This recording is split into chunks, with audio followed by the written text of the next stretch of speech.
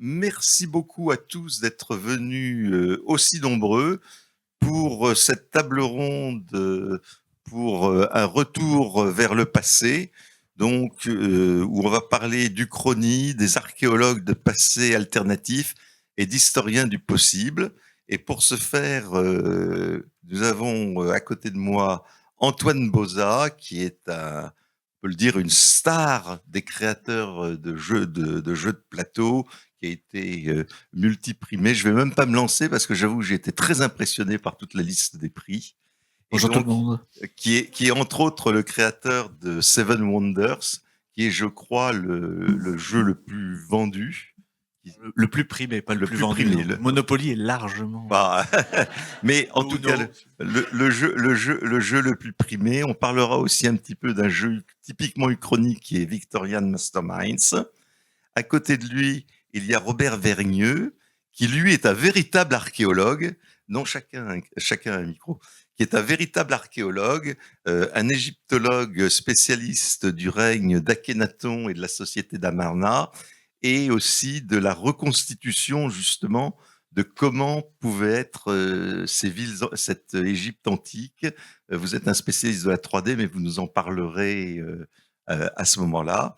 Et à côté de lui, Brian Talbot, qui est un auteur de BD, qui a commencé avec de la BD plutôt, on peut le dire, underground, avec Brainstorm Comics, mais qui a participé aussi aux bandes dessinées de Judge Dredd, Nemesis, Batman le Chevalier Noir, Sandman, et surtout qui est connu pour ses romans graphiques, Luther Arkwright d'abord, et puis sa grande série en 5 volumes de Granville, qui est une uchronie, on peut le dire quelque part napoléonienne, et tout récemment la préquelle de Granville, qui est les carnets de Stamford Oxmoor.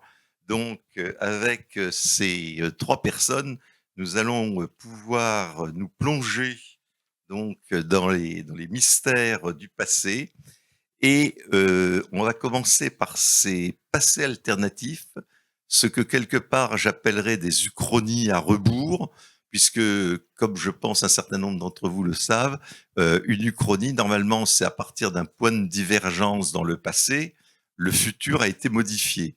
Ici, nous faisons exactement l'opposé, c'est-à-dire que nous partons d'aujourd'hui et à partir de découvertes qui sont faites, c'est le passé qui est modifié et réécrit euh, plusieurs fois. Alors, on va peut-être commencer avec Robert Vergneux, notre égyptologue, parce que donc, justement, vous allez pouvoir nous expliquer comment les recherches archéologiques que vous menez, etc., permettent de modifier ce passé. Oui, effectivement, c'est un peu étrange de se retrouver égyptologue dans des salles remplies de notions de science-fiction. Nous, c'est réellement un retour vers le passé en permanence que l'on fait. Alors, ce qui est intéressant, c'est de m'intéresser à l'Uchronie à travers le festival ici. C'est de remettre en question nos propres démarches scientifiques et de mieux les comprendre. Parce que, si vous voulez, donc l'exemple qu'on avait vu, c'est que là, je viens de passer 2 années pour travailler sur la ville d'Amarna et je reprends tous les faits, tous les éléments et à partir d'éléments très concrets, incontestables, c'est d'essayer de trouver une cohérence à tout ça, sur ce qui s'est passé, l'histoire qui s'est déroulée là. Et dans le contexte d'Amarna, il y avait beaucoup, naturellement, énormément de publications. On avait déjà bien cadré ce passé et je me suis rendu compte que maintenant, on pouvait raconter une autre histoire, un peu plus forte, à partir des documents et nouveaux documents qu'on avait. On pouvait remettre ça en question. Donc, ce qui est assez étonnant, c'est ce retour donc sur le passé qui pour moi est quasiment quotidien. C'est d'arriver à réécrire une histoire. Ce qui fait que l'histoire antérieure à laquelle j'ai peut-être participé, ou les collègues aussi, ça devient, en fin de compte, on repousse cette histoire dans une uchronie, puisque c'est une histoire qui n'a pas existé, puisqu'on en trouve une nouvelle. Mais quand elle était écrite, c'était celle qui était considérée comme la bonne. Oui. Donc c'est assez amusant de réfléchir sur notre propre travail dans cette relation à comment refaire une histoire avec des nouvelles données. sais pas si vous voyez un peu le décor. Et dans ce contexte, dont je me sentais presque légitime, je dis bien presque. C'est à travers la notion du voyage que ça fait réellement 2 ans que toutes les nuits, je suis dans la ville d'Amarna, au temps d'Akhenaton, en ayant une couverture stéréoscopique aérienne, ce qui fait qu'en permanence, je circule sur ces vestiges, je circule. Ce qui est assez fabuleux sur Amarna, c'est qu'on retrouve les pistes que les gens ont utilisées il y a plus de 3500 ans. On a les traces, enfin, les voies qu'ils avaient aménagées pour faire passer les chars, pour faire passer les équipes, et toutes ces pour accéder aux tombes. Et tout ça, on l'a en photo aérienne, en 3D. Donc ça permet de naviguer sur ces données dans le passé, un peu comme si on y était, et de relire la documentation en la confrontant à tous ces vestiges. Et dans la ville d'Amarna, c'est tout à fait démentiel et c'est étonné qu'elle soit pas plus utilisée dans la littérature en science-fiction. C'est qu'on a absolument tout. C'est-à-dire vous avez une ville complète, toutes les maisons. Il y en a à peu près 15% qui ont été fouillés. Tout le reste est encore à fouiller et tout est là. Alors tout est là, c'est-à-dire que c'est une ville. C'est pas un Pompéi, les gens ont quitté. À un moment, ils ont quitté, donc ils ont emmené ce qui était précieux pour eux, ils ont laissé ce qui les intéressait pas, et donc on a la ville comme ça laissée par ses habitants dans les sables, et qui est tout à fait étonnante. Donc on peut faire ces retours là dans le passé très fort, et encore, disons, face aux discours différents historiques que l'on peut faire, on voit comment on peut naviguer d'un peu sur plusieurs trajectoires, et plusieurs façon d'articuler tous ces éléments entre eux. On reviendra là-dessus, et puis en particulier sur Akhenaton, Mmh. parce que il y a eu des découvertes qui ont été faites, je crois, etc. Et donc ça modifie. On va revenir là-dessus un petit peu après. Alors, Antoine, on reste dans le passé avec Seven Wonders, puisque là aussi on est dans l'archéologie, puisque ce sont 7 grandes cités antiques comme Babylone, etc. Vous avez procédé aussi, je crois, un peu la même chose. Alors, il faudra me dire si je dis des bêtises, parce que je Je suis pas du corrigerai, pas de tout souci. un spécialiste des jeux de plateau. C'est un domaine qui m'est étranger, mais que j'ai découvert là un peu grâce à vous. Je crois que vous avez fait aussi un jeu qui s'appelle Tokaido, où là, c'est le Japon ancien. Oui, de l'ère Meiji, donc au 19e au Japon, qui est un thème qui me plaît beaucoup. Pour rester j'essaie de rester focus sur l'Uchronie. Il y a un truc qui est très intéressant en jeu de société, c'est qu'on utilise beaucoup de thèmes historiques, notamment parce que c'est un loisir qui découle un peu du wargame. Les premiers jeux de plateau, en fait, c'était des jeux qui simulaient des batailles historiques. Donc il est resté beaucoup de jeux à thème historique. Et on a un truc qui est très intéressant, qui n'existe, je ne crois pas, en littérature ou en BD et tout, c'est que une partie, c'est la fin n'est pas déterminée avant qu'on ait commencé à jouer. Donc, de fait, quand vous jouez à un jeu historique, vous allez forcément à un moment partir dans une divergence dans l'histoire et ne pas finir la partie comme l'histoire s'est passée. Vous pouvez jouer à un jeu de civilisation et peut-être que les Romains vont se faire annihiler à mi-partie, ce qui est pas exactement. Donc, c'est vraiment un point intéressant qu'on a dans le jeu historique et dans le jeu de société en général, c'est que à chaque partie, on raconte une histoire un peu différente et de fait, on a des uchronies ou en tout cas des divergences dans ce qu'on pourrait penser être le déroulement général d'une partie. Ouais.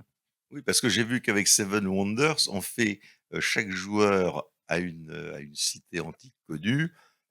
Vous possédez Babylone et c'est un empire babylonien qui prend des directions complètement différentes en fonction Oui, du joueur. on peut jouer complètement en militaire et essayer de taper sur ses voisins alors que c'était pas forcément la réalité. Donc on se permet beaucoup de liberté sur les réalités historiques dans ces jeux-là, ce qui moi me va bien, parce que j'aime bien l'histoire, mais j'aime bien aussi qu'on s'en affranchisse et qu'on fasse un peu ce qu'on veut. C'est un des plaisirs du jeu de société, c'est de faire d'écrire soi-même son petit bout d'histoire. Brian, tout d'abord, vous réussissez à suivre ou vous avez besoin que vous compreniez, on parle pas trop vite pour vous? Parce que il faut dire que Brian se débrouille très bien en français. Et, et donc, avec Brian, on reste aussi dans l'Uchronie, alors beaucoup plus récente, puisque Napoléon a gagné à Waterloo, dans Granville, Napoléon a gagné à Waterloo, donc il y a un peu plus de 200 ans, et c'est notre époque qui est quand même très différente. Et avec, je ne sais pas si certains d'entre vous ont déjà vu Granville ou feuilleté. Donc, ce sont des animaux anthropomorphes. C'est une civilisation d'animaux anthropomorphe et qui est totalement steampunk. Donc, tout d'abord, Brian, vous pourriez peut-être nous expliquer qu'est-ce qui vous a fasciné dans cette époque et pourquoi avoir choisi le steampunk? Pardonnez-moi, je vais essayer de parler en français. Mais j'ai mon filet de sécurité ici. Euh, pourquoi steampunk? Je sais pas, j'ai fait le tout premier roman graphique de steampunk. Ça a commencé en 1978. Qui s'appelle The Adventures of Luther Arkwright. Alors, j'étais intéressé dans le steampunk. Pendant les années 60, l'écrivain Michael Moorcock, c'est un des premiers écrivains anglais qui a fait des romans steampunk. Quand j'étais une teenager, l'ère victorienne était très à la mode. Oui, les Beatles, ils portent les manteaux victoriens, les soldats. Jimi Hendrix porte les hussards, gilets de hussards. Mick Jagger aussi.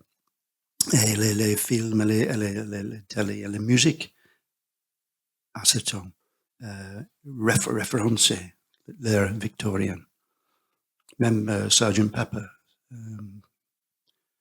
Alors, c'est pourquoi j'étais intéressé. D'accord. Et alors, c'est assez amusant pour un Anglais de décider que c'est Napoléon qui a gagné. Oui, oui. Ça, l'idée était très simple. Oui, parce que l'inspiration pour Grandville, il devient l'illustrateur français de la première partie du 19e siècle. Ouais. Jean-Ignace et Isidore Gérard, qui fait beaucoup des illustrations anthropomorphiques sous le surnom J.J. Grandville.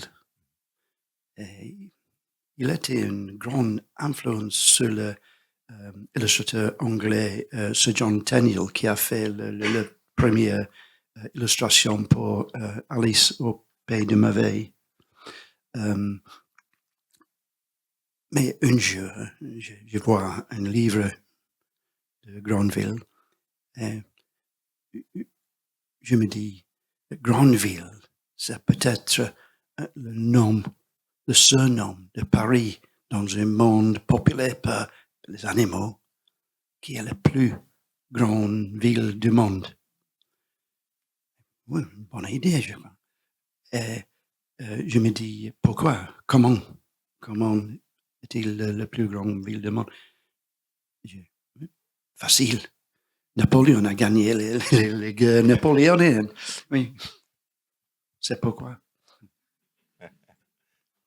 D'accord. Mais en même temps, vous impliquez quelque part que, bon, parce qu'il faut bien le dire, c'est un régime, pour être gentil, très autoritaire, le régime napoléonien qui est en place. C'est Napoléon XII, si je me souviens bien, qui est là. Donc, on sent que quelque part, l'évolution n'est pas l'évolution technologique, etc., n'est pas complètement figée, mais on a l'impression que pour vous, ce genre de régime autoritaire entraîne un ralentissement de la recherche et de la créativité. Est-ce que c'est un message que vous avez voulu passer? Vous savez que nous, Français, on aime bien les messages. Oui, Donc, peut-être.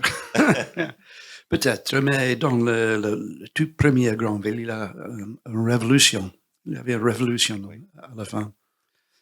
Et oui, je crois que beaucoup de mes livres ont une idée politique devant, contre extrême droite, je crois. Mais j'ai découvert, il y a 2 ans, je crois, que le tout premier roman d'Uchronie a été écrit par un Français. Oui. Qui s'appelle Louis Geoffroy. Et il s'appelle Napoléon ou la conquête du monde. Oui. 1836, je crois. 1836, je crois. Il y a les spécialistes de l'Uchronie ici me corrigeront, mais il me semble me souvenir de tête que c'est 1836, première Uchronie. Effectivement. Alors, puisqu'on est plongé un peu dans le steampunk avec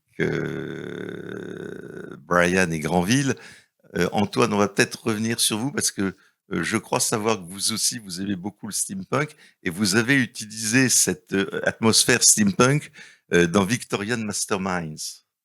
Oui, complètement. Oui, alors, c'est pas lié au fait que ça soit du steampunk, j'espère, mais c'est un jeu qui a pas beaucoup marché, malheureusement. Mais je pense qu'il n'y a pas de lien. Ceci étant dit, c'est une thématique qui est peu utilisée en jeu de société parce qu'elle est souvent méconnue, malheureusement. Et moi, j'ai toujours beaucoup aimé le steampunk. J'ai découvert ça grâce à un jeu de rôle, d'ailleurs, qui s'appelait Château Falkenstein. S'il y a des joueurs de jeux de rôle... J'ai découvert mon premier contact avec le steampunk, c'était en 96 avec ce jeu. Et c'est à partir de là que j'ai découvert le genre et que j'ai adoré. Et donc je l'ai réutilisé forcément à un moment dans une création et dans ce jeu où on joue des espèces de cerveaux du crime qui essayent de capturer les monuments européens en construisant des machines infernales, qui est toujours qui se prête tout à fait à un jeu de société comme thématique. Donc c'est un grand plaisir. Malheureusement, c'est un jeu qui a pas très bien marché, mais du coup, je pense que je reviendrai au steampunk à un moment ou à un autre pour prendre ma revanche comme un génie du crime, voilà. Parce que si je me souviens, j'ai découvert en fait le thème de base, c'est chaque génie du mal doit conquérir le monde Oui, tout à fait. contre les autres. Et alors on utilise des savants fous, on construit Oui, des armes on ultimes. kidnappe des savants pour les Voilà. faire bosser sur ces projets infernaux, pour faire une grosse machine, comme vous avez dans Wild Wild West, le très mauvais film qui a de très belles machines steampunk par contre. Donc c'est un peu cette idée-là, et en même temps on lutte, en même temps on doit lutter contre Sherlock Holmes et Scotland Yard qui essayent quand même de nous mettre des bâtons dans les roues, mais ils ont pas le niveau, donc c'est vraiment les autres joueurs qui nous embêtent. Et il y a vraiment cette idée, voilà, c'était un jeu un peu méchant. D'ailleurs, pour la petite anecdote, le thème a été retravaillé parce que le jeu devait sortir aux États-Unis. Donc déjà, ils voulaient qu'il y ait un morceau d'États-Unis qui apparaisse dans le jeu, alors que nous, ça se passait vraiment en Europe victorienne. Et je crois que on détruisait les bâtiments, on pouvait détruire les bâtiments avec nos machines. Les Américains, ils ont dit, on les capture. Alors je sais pas comment on capture un bâtiment, mais bon, c'est pas une petite anecdote sur les différences culturelles entre les différents continents. Alors, Robert Vergneux, puisqu'on est dans les technologies, est-ce qu'il y a eu là je dirais des théories un petit peu excentriques sur des technologies de l'Égypte antique perdues de nos jours, mais qui auraient pu permettre de fabriquer les pyramides, le sphinx et tout. Il y a eu un certain nombre de choses. Et là, on est presque aussi dans les uchronies bizarres. Alors, je crois que bizarre, c'est le terme, effectivement. Et l'égyptologie, ça, c'est réellement un réceptacle à ce genre d'uchronie, mais qui malheureusement arrive vers le public comme de nouvelles vérités ou comme des nouvelles recherches. Et là, c'est toujours un peu gênant. Il n'y a pas de véritable uchronie qui soit sortie. Alors, surtout, bon, la 3D, nous, on l'a beaucoup utilisé en termes de recherche pour atteindre des objectifs scientifiques, c'est au service d'objectifs scientifiques. Mais il y a une facilité de mettre en volume des éléments anciens et de dire, bah, voyez, on vous a prouvé que c'était comme ça puisqu'on a le modèle 3D. Alors que le modèle 3D en soi n'a jamais rien prouvé. Et alors, c'est un peu délicat parce que ça brouille par rapport au public. Une chose très importante en Égypte ancienne, c'est le savoir-faire qu'ils ont, qui est assez, on va dire, assez ancien, qui est des méthodes un peu évidemment anciennes, puisqu'ils ont leur racine dans la préhistoire, et que ce sont des hommes qui ont fait ça, qui ont réussi à s'organiser pour le faire. Et moi je trouve que c'est toujours beaucoup plus merveilleux que d'aller expliquer que ça soit des autres qui ont fait le travail à leur place. Oui, c'est un peu ça qu'on nous ramène en permanence, et surtout sur les pyramides. La pyramide, on en a toutes les semaines, vous avez des nouvelles théories, ou un ingénieur à la retraite, donc je dis pas ça, moi-même je suis à la retraite, hein, donc je respecte tout à fait le fait à la retraite, mais un ingénieur à la retraite qui va nous dire, le matin en se levant, ah, je sais comment les Égyptiens ont construit les pyramides. Oui. Et donc, ça fait oublier que l'égyptologie, c'est un vrai métier, une vraie expertise, un vrai savoir. Moi, je suis bac plus 25, pour vous dire. Alors, c'est pas que je sois doué, mais il m'a fallu 25 ans pour y arriver. Mais c'est quand même une expertise qui est assez longue, et ça nécessite d'amalgamer des quantités d'informations pour arriver à comprendre un peu comment il faisait. Et en général, ces choses qui nous manquent ne sont pas des mystères, ce sont simplement qu'on n'a pas encore les données pour expliquer comment c'est fait. Et alors on part à l'inverse de ce que font les gens, c'est on part des données réellement, et c'est à partir de ça qu'on va pouvoir construire des histoires. Et effectivement, on peut écrire plusieurs histoires, mais pas l'invention de l'électricité ou des choses comme ça, quoi. Comment? Il y a pas d'hélicoptère, comme on a vu sur les fresques, c'était à Voilà. Abydos, c'est Alors, ça? là, c'est un classique, si vous voulez. L'hélicoptère égyptien, c'est très, très, très simple. C'est-à-dire que vous avez un texte en hiéroglyphe qui a été écrit une première fois. Comme ça arrivait souvent pour une modification de texte, parce que c'est un nouveau pharaon qui arrive, ou en réaffectant un bâtiment à une autre fonction, les Égyptiens vont simplement plâtrer l'inscription antérieure, et ils vont retailler la nouvelle inscription. Et les siècles passant, le plâtre tombe, et donc vous avez des signes hiéroglyphiques qui sont mélangés. Et là, vous avez, je crois, le coup de l'hélicoptère, donc c'est une corbeille qui est mélangée avec un pain, et en regardant ça, c'est un hélicoptère. Là. Mais et alors ça, on en a des palanqués de ce genre d'interprétation. Alors c'est amusant, c'est intéressant. Par contre, faut pas jeter ça à la poubelle. Moi, ce que je trouve assez intéressant, c'est que des personnes sans et c'est pas un mal de pas avoir de compétences sur l'Égypte, c'est tout à fait respectable. Sans ça, se sentent concernés par l'Égypte et vont inventer, raconter des histoires et prendre corps avec cette matière égyptienne, ça, je le respecte. C'est respectable. Tout le monde a le droit de rentrer dans un imaginaire par rapport à l'Égypte. Ce qui me chagrine un peu, c'est que ces mêmes personnes pourraient rentrer de façon encore beaucoup plus profonde dans l'imaginaire égyptien en allant réellement dans ce qui se passe en Égypte ancienne, puisque c'est tout à fait intéressant et c'est très riche et ça peut nous apporter beaucoup, plus que des petites choses comme ça qui sont amusantes, qui apportent, mais pas autant que ça pourrait le faire. En plus, si je ne me trompe, la civilisation antique égyptienne, c'est celle qui a duré le plus longtemps au monde. Voilà, alors si on veut plonger un peu son nez dans la civilisation égyptienne, il faut déjà se rendre compte qu'elle a ses racines très loin. C'est-à-dire, bon, je dis toujours ça, c'est entre Jules César et les pyramides, vous avez plus de siècles qu'entre Jules César et nous. C'est-à-dire que si on veut penser l'Égypte ancienne, il faut réouvrir la chronologie, c'est de l'espace long, très long. Voilà.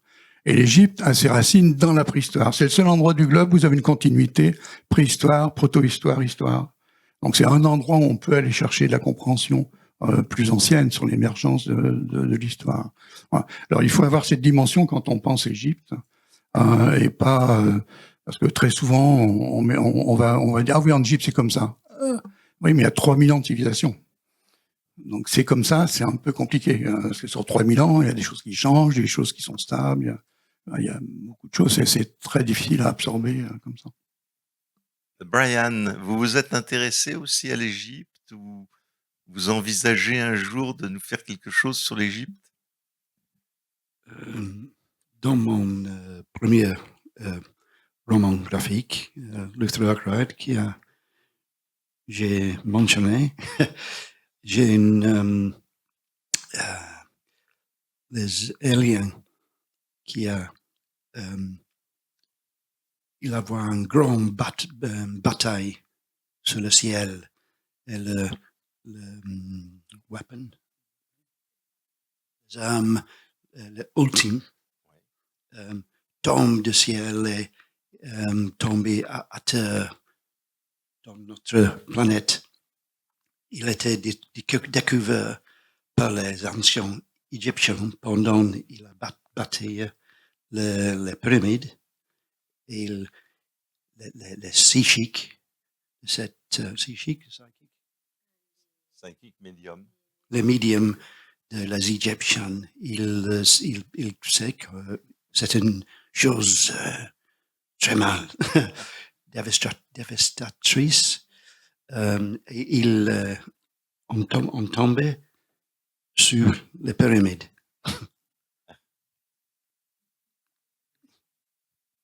Et dans les jeux, Antoine, il y a des jeux égyptiens ou... Est-ce que c'est une période qui fascine aussi les joueurs ou... Il y a énormément de jeux à thème sur l'Égypte, et il y a des cycles. Ça va revenir. Je suis en train de me rendre compte que j'ai oublié de te citer un jeu sur lequel j'ai travaillé qui s'appelle Arceis, où le principe c'est que c'est un jeu d'Égypto steampunk. J'y repense maintenant, du coup, c'est vrai. J'y pense, j'ai écouté, je fais ah oui, c'est vrai que le truc des pyramides. Nous, on a avec des co-auteurs que je citerai pas parce qu'ils sont nombreux, on a fait un gros jeu où on est parti du postulat de comment les Égyptiens ont bâti les pyramides. Bah, ils avaient justement l'énergie à vapeur et l'électricité. Et je viens juste de me rendre compte que j'aurais dû te citer ce jeu quand tu m'as questionné, que je fais beaucoup trop de choses et que j'ai complètement oublié. Donc c'est un très gros jeu avec beaucoup de matériel, beaucoup de figurines. C'est un jeu à scénario coopératif où on joue ensemble contre le jeu. Et il y a 6 ou 7 chapitres et on est vraiment en Égypte complètement uchronique parce qu'il y a déjà des machines à vapeur. Ils ont déjà un train qui permet de conduire les pierres d'un site à l'autre, ce qui est vachement plus pratique que les faire rouler sur du bois et tout. Et voilà, du coup, faudrait que je te ferai passer la référence. J'ai complètement oublié à ce moment-là. Je vois que Robert Vergneux, là, et je te ferai passer la référence. Ah oui, non, je suis vraiment confus. J'ai complètement oublié. J'étais sur Victorian Mastermind et j'ai complètement oublié ce jeu qui est exactement dans le thème d'aujourd'hui. Au contraire, c'est merveilleux. Je veux dire. C'est très très bien et fantastique qu'on puisse se réapproprier l'imaginaire égyptien pour créer, inventer plein de choses. Moi, ça me paraît naturel et important. La seule chose qui parfois nous gêne, et on peut arrêter avec ça parce que c'est pas très intéressant, c'est la presse scientifique ne joue plus trop son rôle. C'est-à-dire que dès qu'il y a quelqu'un qui dans un coin dit ah les Égyptiens ont fait comme ça, donc ça devient une nouvelle hypothèse, une nouvelle découverte, et puis on va mettre ça en parallèle avec des équipes scientifiques qui traitent depuis 30 ans sur le même sujet, alors qu'une personne en 2 heures a sorti une idée. Voilà. Et là, les journalistes scientifiques font moins leur travail, ou on va dire il y a plus de presse qui va prendre ça pour faire de la vente facile. Donc ça, c'est un peu dommage. Après, par contre, qu'on s'approprie tout cet imaginaire égyptien, que les poètes, les romanciers ou tout ce qui va être science-fiction peut effectivement, il y a des zones extraordinaires. Enfin, moi, travaillant sur Akhenaton, la question que je me pose très souvent, c'est Akhenaton a pas su prévoir sa succession puisque tout était sur lui. Donc quand il meurt, une sorte de bulle qui explose. Et il n'y a pas de suite qui est donnée. Mais si Akhenaton avait pensé une suite, c'est sûr que le monde aurait changé, puisque là on était déjà sur une position de l'homme et de la nature un peu différente sur le plan, disons, tout ce qui va être l'arrivée moyen-orientale des religions du livre, tout ça aurait pris une autre teinte et serait changé considérablement la face de la planète actuelle. Mais personne s'en a encore approprié ce sujet, par exemple, mais il y en a beaucoup sur l'Égypte ancienne qui sont tout à fait ouverts. Oui, et vous me disiez aussi l'autre jour, quand on parlait un petit peu pour préparer cette table ronde, que en fait, on peut dire quelque part que la première, ce que les Anglais, ce que nous on appelle uchronie, les Anglo-Saxons appellent souvent ça histoire alternative, la première histoire alternative la plus ancienne est une égyptienne. C'est la fameuse phrase « Et si le nez de Cléopâtre avait été plus long ?» Oui, la face du monde aurait changé. Voilà. C'est sûr. Ça, c'est de l'Uchronie. C'est la première Uchronie, oui. quelque part. Disons que c'est une question qui amène de l'Uchronie.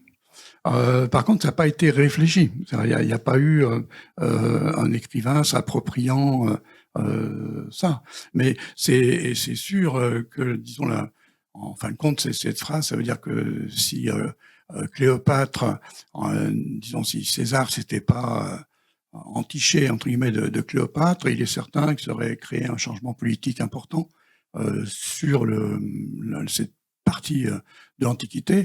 Et sans doute le développement de l'Empire romain se serait fait différemment, puisque l'histoire d'Antoine aurait été différente, l'histoire d'Auguste également. Et disons, là, on aurait eu un développement romain différent et avec des incidences naturelles sur nos civilisations actuelles. Ça, c'est sûr. Ça posait, mais il n'y a pas personne s'est accaparé ça en le réécrivant réellement totalement. Super thème pour une nouvelle. Moi, je sais pas écrire, Oui, mais sinon, je pense que c'est un bon créneau. Il y a quelque chose à faire. Oui, mais il y en a. À chaque siècle, il y a quelque chose. Ah oui, mais là, je sais pas. Il faut dire qu'avec les lumières dans les yeux, on a du mal à voir dans Assemblée, mais il doit y avoir un certain nombre d'auteurs parmi nous ici. Hein, vous voyez, vous avez des idées là pour, pour des nouvelles à venir.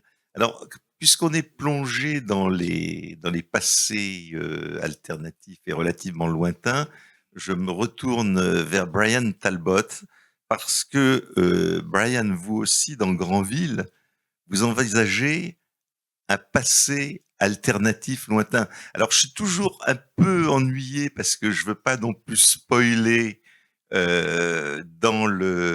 spoiler pour les gens qui n'ont pas encore lu Granville, mais vous aussi, vous envisagez un passé alternatif qui explique pourquoi ce monde est devenu un monde d'animaux anthropomorphes et n'est pas un monde humain comme celui que nous connaissons ici.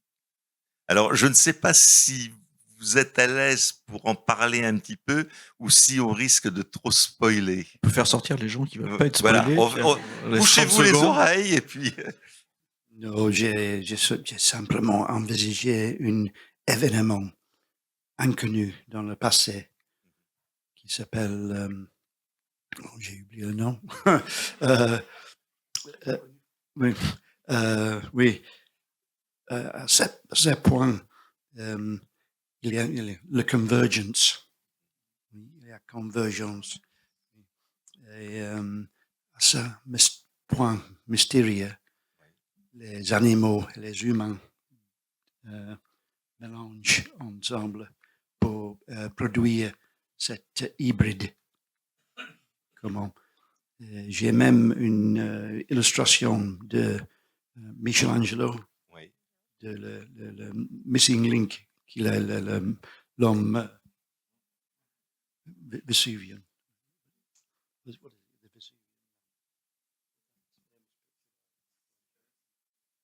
C'est l'équivalent de l'homme de Vitruve, oui, mais version... Oui. Oui. Oui, j'ai même un professeur d'anthropologie qui les explique à ses étudiants. Et ensuite à Le Broc. Oui. Le point de divergence. Donc, vous aussi, vous êtes intéressé à ces passés lointains alternatifs. Oui. Le Broc est un grand blaireau qui a été un détective, mais il a l'intelligence de Sherlock Holmes. Oui. Mais parce qu'il est blaireau, il peut être un peu violent.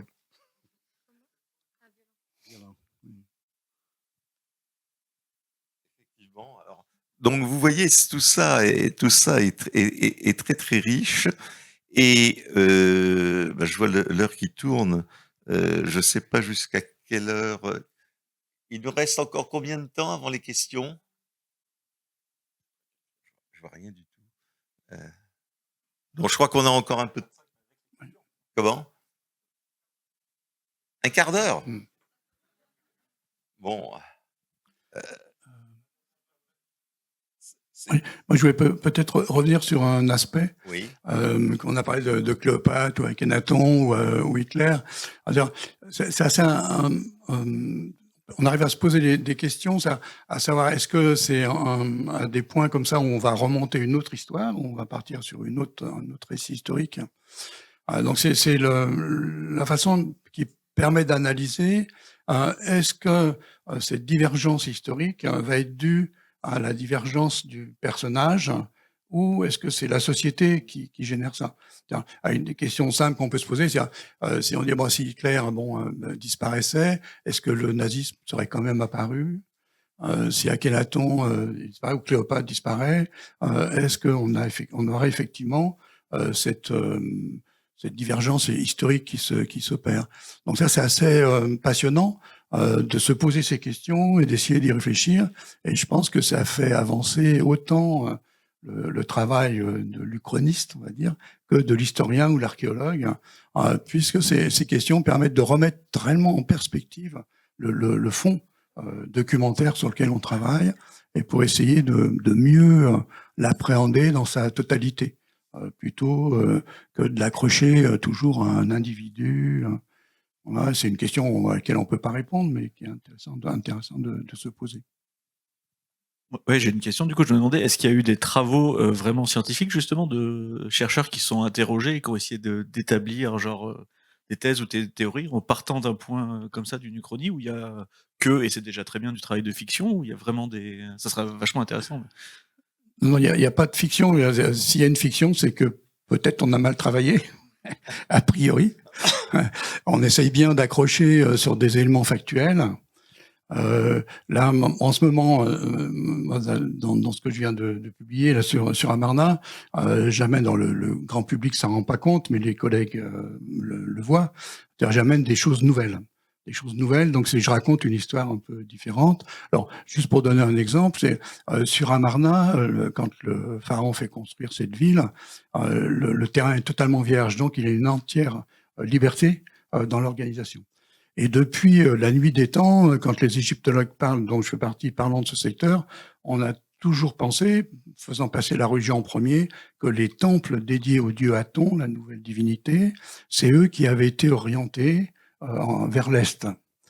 Et on se rend compte que ça marche pas parce que à Amarna, il y a un endroit particulier où le soleil se lève. Tout le monde pensait, naturellement, je serais pharaon, je ferais arriver mon axe là, et c'est pas ça.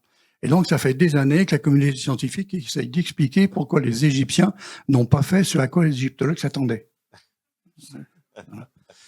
Et j'ai eu la chance de me poser la question différemment à un moment et de me dire, en fin de compte, je vais essayer de voir ce qu'ils ont fait. Plutôt. Et là, je me suis rendu compte d'une chose incroyable, c'est que dans l'endroit où se lève le soleil, effectivement, quand on prend l'azimut de l'axe au jour de la construction de la ville, ça tombe sur le seuil de la tombe d'Akhenaton, qui est à l'arrière dans les déserts, et ça tombe dans le temple liturgique, au centre même du temple liturgique, où il y a 24 stèles, et l'axe passe juste entre les stèles et le coupe avec l'axe nord. Donc, si vous voulez, je raconte une autre histoire en disant, quand ils sont arrivés, ce qui est important à Amarna, c'est pas les temples à Aton, c'est la maison du roi. C'est l'endroit où il est, qui est devenu même un temple divin pour le roi. Donc, c'est ça qui était important. Et donc, tout a été calé sur lui. Et en relisant toute la documentation avec cet angle-là, ça donne autre chose. Mais cette autre chose, j'espère que c'est pas d'utopie, puisque j'utilise des documents qui vont continuer ce que je raconte. C'est des documents anciens qui étaient racontés dans un certain sens, je les recompose différemment, et ça donne cette lecture-là. La petite différence, c'est que la dernière lecture que j'ai donnée, et c'est normal parce que j'arrive après les autres, disons qu'elle colle beaucoup plus aux faits que les versions antérieures. Ouais, c'est le propre un peu de notre travail, d'avancer dans cette compréhension. D'accord. Brian, je ne sais pas si vous avez quelque chose à ajouter sur ce que viennent de dire nos amis en matière d'égyptologie. Égyptologie, non. Alors moi, il y a une chose aussi dont j'aimerais qu'on parle là pour revenir à Granville, c'est que vous faites aussi tous ces crossovers, ces clins d'œil envers.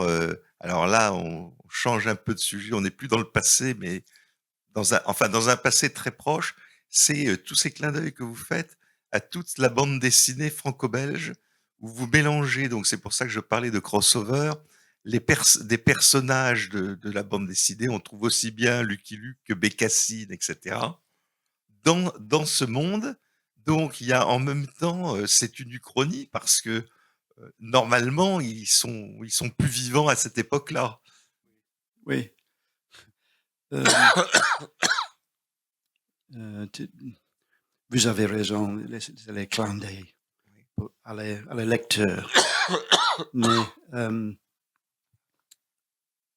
oui, parce que j'ai découvert les bandes dessinées franco-belges plus jeunes et j'aimais. Alors, c'est un clin d'œil. Oui, mais il y a un peu, il y a dans une ou deux cases, peut-être, ce personnage, à part dans le quatrième tome, dans lequel j'ai un personnage qui s'appelle Chance Lucas, et il est Lucky Luke. C'est un détective de la Pinkerton Detective Agency de Chicago. Il est en Paris pour chercher un méchant. Alors, la même année, dans les bandes dessinées de Lucky Luke, il vient à Paris. Coïncidence. Et là, c'est un Lucky Luke qui continue de fumer. Oh oui, c'est le vrai Faut le Lucky Luke. souligner. Bien, ben, bon, l'heure tourne. Alors, on va peut-être passer aux questions. Je ne sais pas si... Je pense qu'il doit y en avoir un certain nombre. Je ne sais pas si on a un micro qu'on peut faire passer.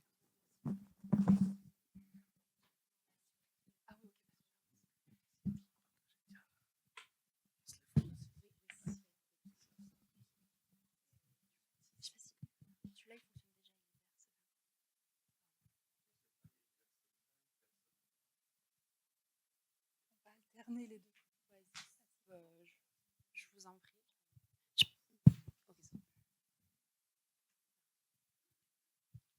Bonjour, merci beaucoup pour tous ces échanges extrêmement riches. J'avais une question pour Monsieur Vergneux. Non, c'était, je réfléchissais en vous écoutant parler de toutes ces théories un peu complotistes sur l'Égypte ancienne, et je me disais, mais je me demandais si vous aviez une explication, enfin, des pistes de réflexion sur pourquoi l'Égypte continue de fasciner autant. Et je pense que ça date déjà du 19e et que l'espèce d'obsession, alors que vous-même vous dites, mais en fait c'est une période extrêmement longue, il y a des éléments qui reviennent, il y a des éléments différents. Donc en fait il n'y a pas une Égypte, mais c'est très long. Et je me demandais si vous aviez, je sais pas, des éléments, des théories sur d'où vient cette espèce d'obsession absolue pour l'Égypte antique et tous ces fantasmes en fait autour des pyramides, etc. Parce que finalement des bâtiments extraordinaires d'un point de vue architectural et qui nous datent de l'Antiquité, il y en a plein d'autres ailleurs dans le monde en fait. Il y a des choses assez fascinantes et il n'y a pas toutes ces théories loufoques à ce sujet. Donc voilà, je me demandais si vous aviez des pistes pour expliquer un peu cette obsession de l'Égypte. Merci. Alors, des pistes exactement, je ne sais pas, cette obsession, on la constate. Par exemple, à un moment, j'avais coécrit une émission, un reportage pour Canal+, il y a pas mal d'années, et j'avais demandé de faire un micro-trottoir à la sortie du temple de Karnak, à demander aux gens, qu'est-ce que vous faites là? Tout le monde a une histoire à vous raconter. Tout le monde. Parce que depuis la 6e, etc., bon, ça c'est un classique. Mais après, c'est également, j'ai un grand-père qui connaissait quelqu'un qui avait ramené une manne momie. Voilà. Et tout le monde a quelque chose à raconter, c'est assez fabuleux. Et alors, en général, côté égyptologie, on dit, on a l'habitude de dire, c'est qu'on a l'impression que tout le monde a un peu d'Égypte, on a tous un peu d'Égypte en nous-mêmes. Voilà. Alors, comment cette Égypte nous arrive? Alors, par la 6e, quoique c'était enlevé là, il y a quelques années, mais ça a été remis, rassurons-nous. Après, moi, il y a une autre chose qui me paraît importante pour ceux qui sont passés en Égypte. Des gens qui sont passés en Égypte, il y a quelque chose qui est assez intéressant, c'est que l'Égypte est relativement simple. C'est-à-dire, c'est le Nil et le désert. Et donc, quand on va en Égypte et quand on revient d'Égypte, on a une image mentale globale de l'Égypte. On a l'impression qu'on maîtrise l'Égypte parce d'en avoir l'intégrité dans notre tête, quoi. Et donc ça fait un peu plus facile. Et après, il y a l'image égyptienne, elle intrigue, mais en ce moment, je travaille pas mal sur des artistes, artistes bruts, et on voit que des artistes ressortent des techniques graphiques égyptiennes, et ça marche. Mais ce sont exactement les mêmes procédés que des images égyptiennes. On n'est pas dans la photographie, on est dans la figuration, on va dire, structurée. Et c'est pareil. J'ai l'impression que l'image égyptienne nous parle facilement. Si même si on la comprend pas complètement, on l'aperçoit. Voilà. C'est un peu ces pistes qui me paraissent importantes. J'ajouterais là quelque part, c'est à nouveau un clin d'œil à Granville, c'est quand même la faute à Napoléon, c'est lui qui a mis l'Égypte à la mode la première fois, il y a 2 siècles. Question suivante. Bonjour, je m'appelle Bertrand Campès. Coucou Jean-Luc, je suis avec Karine Coblet. Alors nous sommes tous les 2 co-auteurs d'un guide de l'Uchronie chez ActuSF. Donc vous nous le raconterez pas, on connaît l'histoire, tout comme vous. Je voulais juste rebondir, moi c'est pas réellement une question, c'était rebondir justement par rapport aux propos de l'égyptologue sur certains de ces aspects.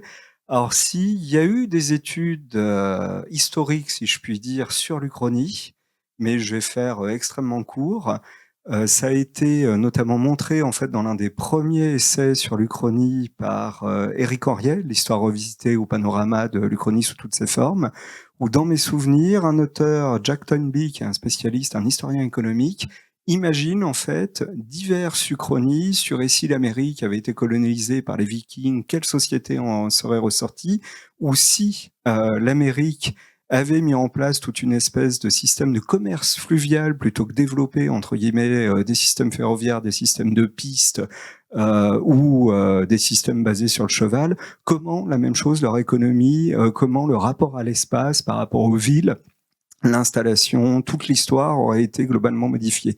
C'est des trucs extrêmement techniques que la plupart du commun des mortels, donc autant vous dire, vous et moi, ne liront probablement jamais parce que les détails nous échapperont complètement. Mais petit à petit, en fait, il y a eu, ça a divergé et on a eu des historiens qui sont intéressés sur divers événements.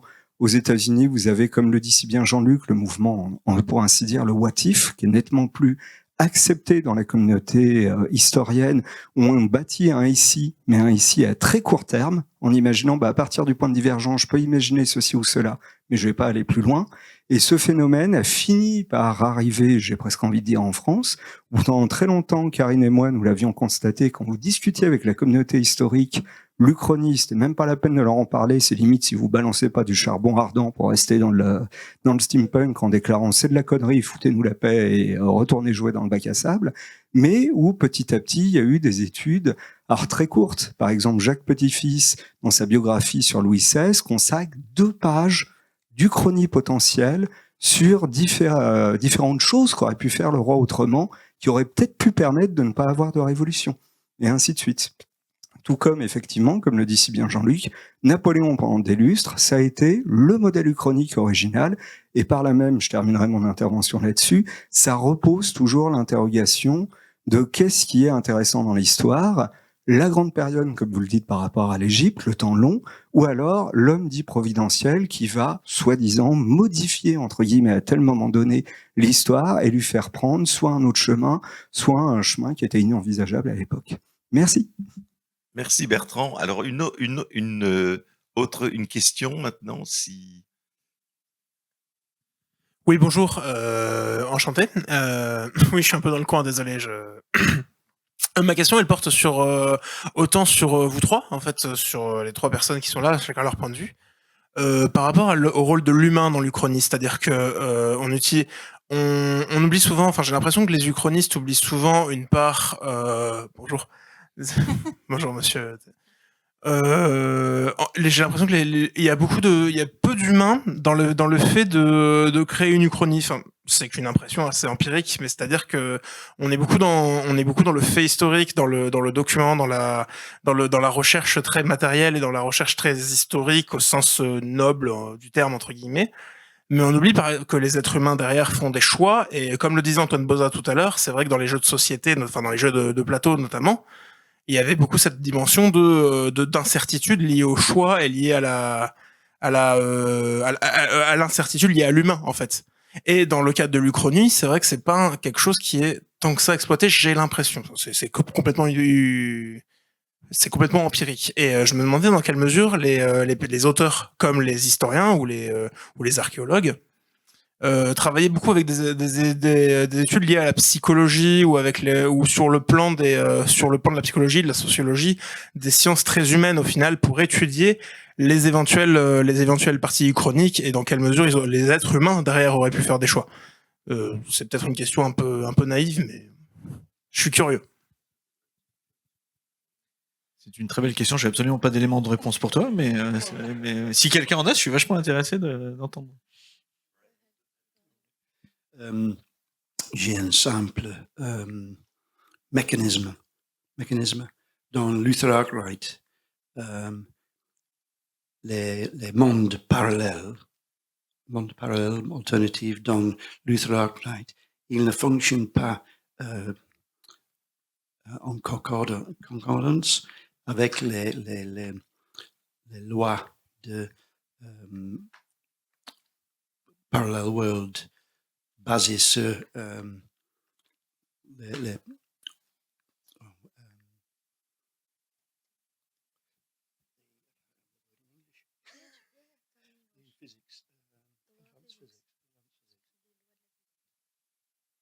les lois de physique, quantum, les lois quantum.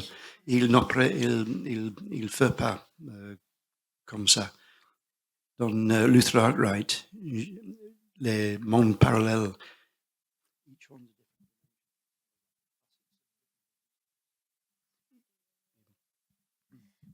Chaque monde pour lui du coup est une facette différente, des dimensions différentes, ça dépend pas des lois de la quantique ou de la physique, etc. Mais sinon qu'à chaque fois c'est un univers différent en tant que tel. Dans les lois de physique, dans tout instant, il y a plusieurs mondes qui a été créé, mais c'est dingue pour quand on écrit une histoire. Si chaque moment il y a beaucoup de choses en même temps qui arrivent, alors je préfère il n'y a pas un point de départ, mais chaque monde met une facette dans l'alternative, dans la même existence. Et dans mon histoire, c'est Luther Arkwright, c'est une espèce de super agent. Il est le seul qui peut voyage entre les réalités différentes. So I avoid that. Oui, effectivement, c'est en archéologie, donc on est sur des éléments factuels, souvent matériels sur lesquels on est, et puis on a également des textes auxquels on a accès, qui nous donnent cette information. Alors après, essayer d'identifier le libre arbitre des acteurs au milieu, là on va plutôt constater ce qu'ils ont fait, plutôt que ce qu'ils pourraient faire. Alors, je pense à Akhenaton, c'est un très bon cas, parce que lui, en 4 ans, il va modifier complètement la structure de la société égyptienne. Et on voit que au début, ils ne savent pas où ils vont aller. Ils le découvrent en avançant. Ils décalent un petit peu, ils en tirent des conséquences, ils les appliquent sur le terrain, et les appliquant, ils se rendent compte que ça les amène ailleurs. Et ils ont le culot de pousser la logique, et ils continuent. Jusqu'au moment où là, ils se rendent compte que réellement, ça vaut le coup, ce qu'ils ont fait, puisque Akhenaton arrive à capter les deux pouvoirs, politique et religieux, dans ses seules mains. Bon. Mais au début, c'était pas... On voit les documents nous permettent d'affirmer qu'il n'avait pas cette intention au départ. Il avait bien l'intention de transformer, bien l'intention de modifier, il y avait des orientations, mais qui ne l'amenaient pas forcément ici. Et quand ils arrivent là, ils en tirent les conséquences, et on le voit ça sur le terrain. Alors après, est-ce qu'à un moment, ils ont eu des choix? Est-ce qu'ils ont hésité, pas hésité? Alors on voit dans la structure religieuse qu'il a modifié en profondeur, parce que ça fait quand même 1500 ans que c'est pareil. Et là, d'un seul coup, enfin pas d'un seul coup, mais ils ripent des choses. Et là, on voit qu'ils hésitent. Mais ils hésitent, c'est-à-dire qu'il y a j'ai un document où c'est net, où ils ont hésité, ils se sont repris à 2 fois pour arriver à donner cette nouvelle forme. Elle n'a pas été immédiate. Et donc, on a 3 éléments intermédiaires qui nous permettent de voir comment est-ce qu'ils ont mis ça en place avec des hésitations. Voilà. Mais en tant qu'archéologue, on découvre après coup ce qu'ils ont fait. Voilà. Oui, mais on ne fait que constater des faits. Voilà. Et si on se cale pas sur les faits, il n'y a pas de contrepartie, non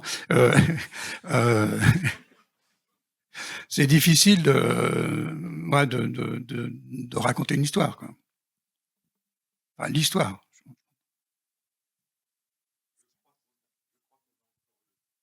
pense qu'on a peut-être encore le temps pour une question. Bonjour, merci pour la qualité de vos interventions.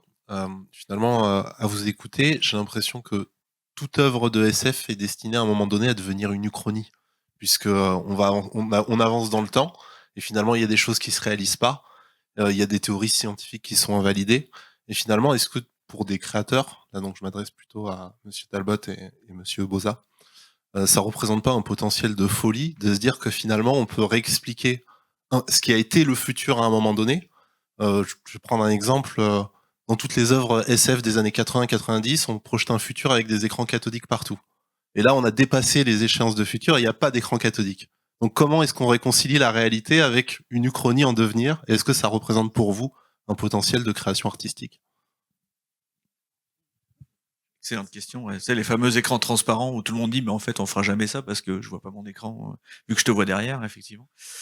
C'est une excellente question. Ça veut dire que tu as le droit de te planter, c'est ça qui est cool. C'est-à-dire que tu n'as pas besoin de t'angoisser avec la véracité. Si dans 20 ans, la technologie a changé, et tant mieux.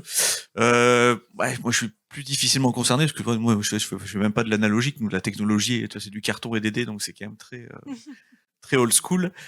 Par contre, ça m'amène une autre question que je pose. Il y a des spécialistes de l'Uchronie. Est-ce qu'il y a je sais pas, peut-être que tu sais, Jean-Luc, est-ce qu'il y a des auteurs qui ont essayé d'écrire deux divergences à partir d'un même point et d'essayer de raconter les deux récits? Est-ce que ça a été fait, ça?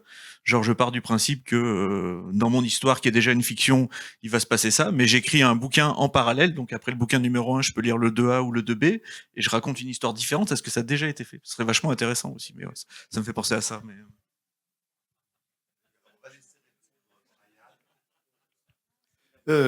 Aucune idée. Pour moi, c'est aujourd'hui, l'actualité, c'est l'Ukraine. Je n'aime pas habiter dans cette mauvaise histoire science-fiction que nous habitons maintenant avec un feu dans la Maison Blanche et des choses comme ça, le réchauffement du climat, des pollutions, etc. Tout a été prédit dans les années 40, 50, 60 dans la science-fiction. Et je n'aime pas habiter ici. Alors, peut-être Bertrand ou Karine, juste un petit mot très court, parce que là, le temps tourne. Alors, très court, un théorème du temps, si je dis pas de bêtises, de Gregory Benford, mais c'est encore différent de ce que vous imaginez. Ce sont imaginons des scientifiques de nos jours qui, constatant que tout est en train de merder, les eaux montent, tout s'effondre à haute, envoient un message dans le passé, et le message c'est très lapidaire, on a merdé, voilà ce qu'il faut faire, démerdez-vous. Et sinon, toutes les uchronies personnelles qui peuvent recommencer en boucle ou toutes les boucles temporelles permettent de refaire un reset à chaque fois. Dans ce cas-là, je vous recommande les comédies romantiques de Noël chez Hallmark. C'est magnifique. Et puis, il me semble aussi qu'il y a des romans de Lavie Tidhar où la personne est à la fois dans son camp, déportée dans un camp de concentration et rêve dans une autre vie et vit les deux à la fois. Le titre du roman de Lavie Tidhar m'échappe juste maintenant, mais bon, il y a ça. Dernier mot, ça n'a pas trop été fait. Donc ne piquez pas l'idée, je saurais que c'est vous, j'ai les noms de tout le monde. Si ça a été fait, ok.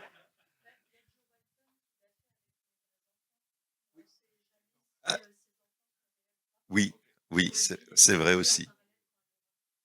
Ouais. Voilà. Non, mais ça reste quand même très peu. Bah écoutez, le temps comme toujours a passé beaucoup trop vite. Je crois qu'il nous reste qu'à remercier nos 3 invités pour leurs réponses.